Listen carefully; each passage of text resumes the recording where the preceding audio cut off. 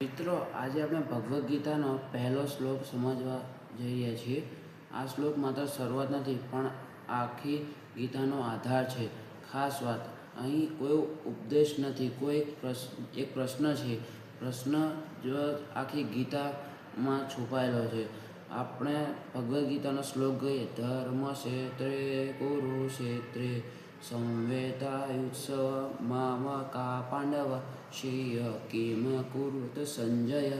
સરળ ભાષામાં કહું, હે સંજય, ધર્મભૂમિ કુરુક્ષેત્રમાં યુદ્ધ કરવા માટે ભેગા થયેલા મારા અને પાંડવ લોકો શું કરી રહ્યા છે તેના વિશે જાણકારી આપે છે.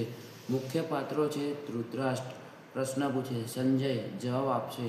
યુદ્ધભૂમિ કુરુક્ષેત્ર છે. ધ્યાનમાં આપણે છે, યુદ્ધ શરૂ થવા જઈ રહ્યું છે, પણ હજુ સુધી કંઈ થયું નથી. એટલે આ શ્લોક યુદ્ધ પહેલાં મનની સ્થિતિ બતાવે છે. મામકા, સૌથી મહત્વનો શબ્દ. ધૃતરાષ્ટ્ર કહે છે, મારા લોકો એટલે કૌરવ, પાંડવો એટલે અલગ છે. આ છે પક્ષપાત. જીવનમાં આપણે પણ એવું જ કરી રહ્યા છીએ. મારા લોકો સાચા, બીજા બધા ખોટા. આ જ બધા ઝઘડાનું મૂળ બને છે. ધૃતરાષ્ટ્ર અંધ છે શારીરિક રીતે, પણ વધુ મહત્વનું છે, તે મનથી પણ અંધ છે. તેને ખબર છે યુદ્ધ થવાનું છે, વિનાશ થવાનો જ છે, પણ તે હજુ પૂછે છે, શું થયું? માણસ સત્ય જાણે છે પણ સ્વીકારતો નથી. તે આપણે શીખવા મળે છે.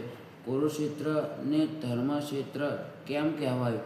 કારણ કે અહીં ધર્મ અને અધર્મનો નિર્ણય થવાનો છે. મહત્વપૂર્ણની વાત આપણે કરીએ તો દરેક જગ્યા ધર્મક્ષેત્ર બની શકે, પણ તમે અને તમારો જે આપણે વાત કરી રહ્યા છીએ આ શ્લોકની, જીવનમાં આ શ્લોક આજે જ આપણને લાગુ પડે છે. આપણને પરિવારમાં મારા અને તારાથી ઝઘડો થાય છે, મિત્રો, ગ્રુપમાં, સમાજમાં ભેદભાવ, જાતિવાદ, આ બધું આપણને શીખવા મળે છે.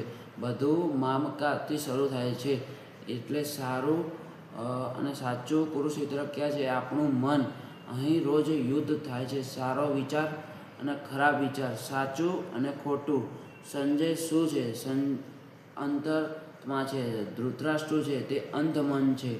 આ શ્લોકનો મુખ્ય સંદેશ એ છે કે પક્ષપાત છોડો, સત્ય સ્વીકારો, મનનું યુદ્ધ સમજો, અંતરાત્માને સાંભળો અને ઓળખો. જીવનમાં સૌથી મોટું યુદ્ધ બહાર નથી, પણ અંદર જ છે.